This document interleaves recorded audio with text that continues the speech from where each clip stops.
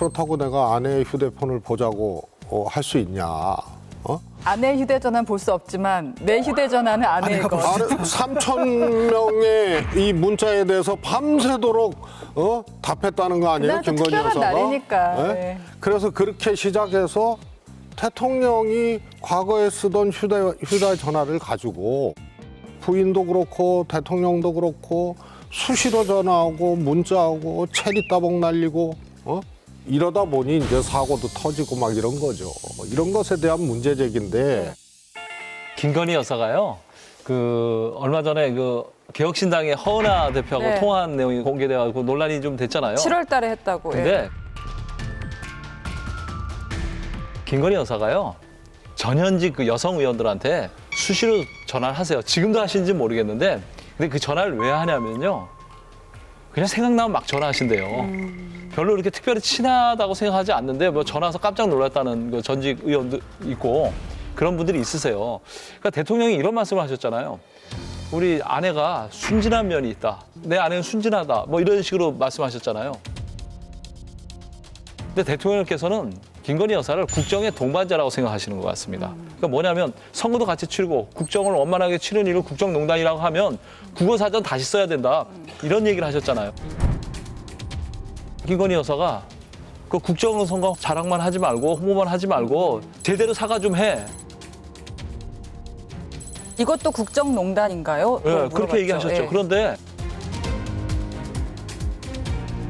이건 문제의 본질을 잘못 보신 겁니다. 이번 그 논란과 이게 소동의 그 본질은 뭐냐면 여사님의 부적절한 행보 이게 문제가 된 거잖아요.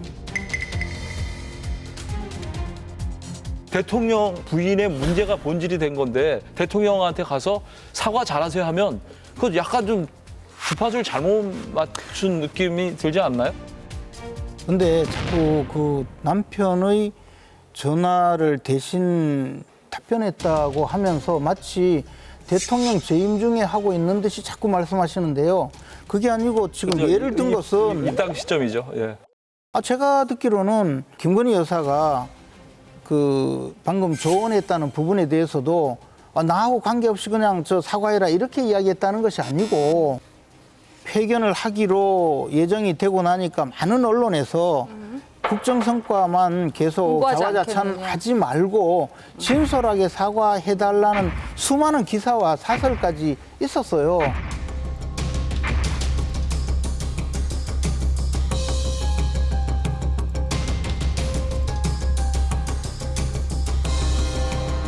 그러니까 그것을 보고 전달하는 정도였을 거라고 생각이 돼요. 근데 대통령은 그걸 도와준 것이 이걸 다 국정농단이나 국정 개입이라고 할 수 있겠냐라고 설명한 건데 그걸 또 마치 이렇게 막 비판을 하면 그러면 도대체 비판하지 않을 게 뭐가 있을까라는 생각이 들어요. 부부잖아요. 윤석열 대통령과 김건희 여사는. 대통령 부인으로서 또 부인으로서 대통령인 사람에게 여러 가지 얘기하고 조언하고 이럴 수 있어요. 그런데 김대남 대통령실에서 일했던 사람 그 녹취 나왔잖아요. 김 여사가 실세다. 김 여사가 다 한다. 그다음에 명태균 씨 문제도 보면은 김 여사가 대통령한테 이 공천하라고 얘기를 했고 이런 것을 얘기를 하는 거지.